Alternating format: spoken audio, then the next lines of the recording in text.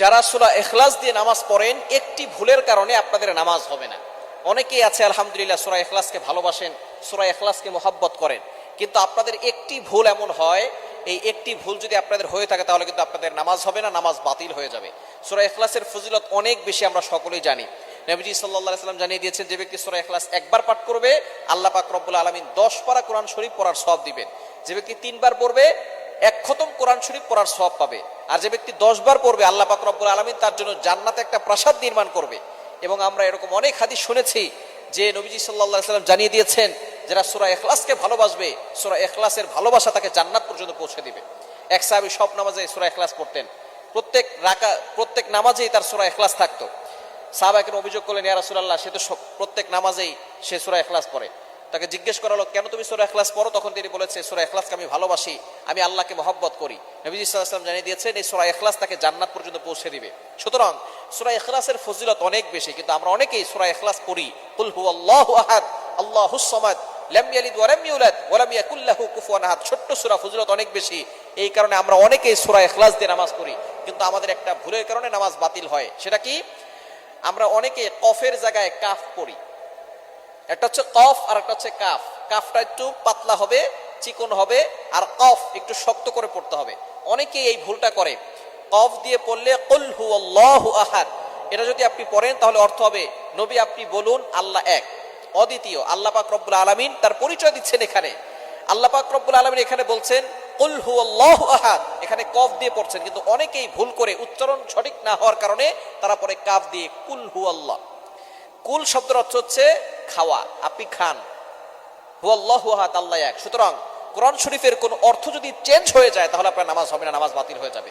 আপনার একটা উচ্চারণের কারণে, যেখানে কফের জায়গায় কাফ পড়তেছেন, যার কারণে আপনার উচ্চারণের কারণে একটা অক্ষর পরিবর্তন হয়ে গেছে, যার কারণে অর্থের চেঞ্জ চলে আসছে।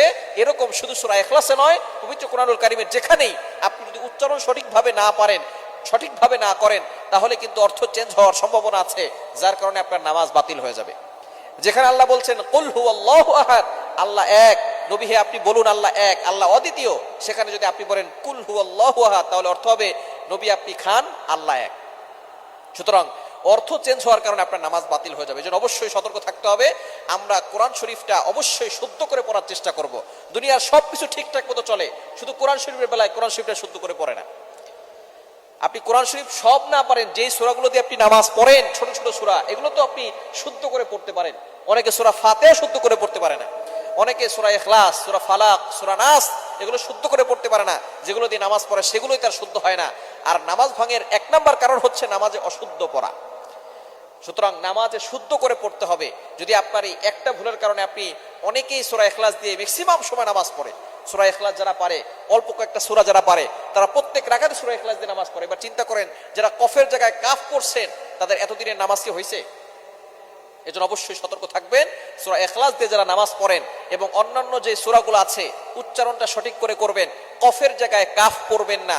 অবশ্যই আপনি আপনাদের এলাকার যে ইমাম সাহেব আছেন তাদের কাছে যাবেন, গিয়ে বলবেন, হুজুর আমার উচ্চারণটা একটু শিখিয়ে দেন, কোরআন শরীফটা আমাকে একটু ভালো করে শিখিয়ে দেন। এভাবে বলবেন। মাঝে মধ্যে হুজুরকে হাদিয়া দিবেন, হুজুরকে গিফট করবেন, উপহার দিবেন।